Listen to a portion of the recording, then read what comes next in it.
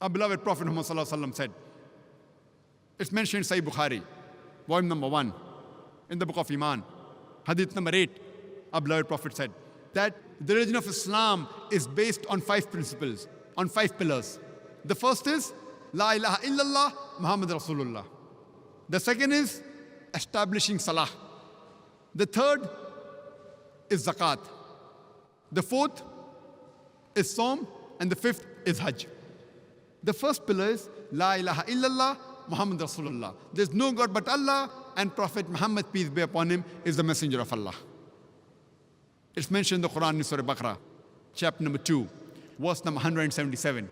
It is not righteousness that you turn your face to the east or west, but it is righteousness that you believe in Allah, you believe in Almighty God, you believe in the last day, you believe in His angels, in His books and His messengers.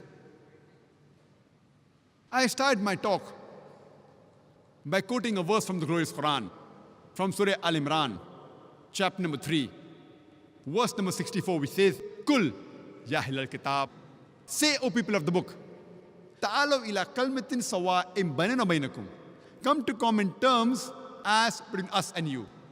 Which is the first term?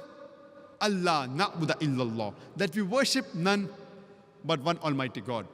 Wala nushrika bihi shay'an, that we associate no partners with Him. Wala yattakhiza ba'duna ba'dan arbaban min dunillah, that we erect not among ourselves lords and patrons other than Allah. Fain tawallaw, if then they turn back.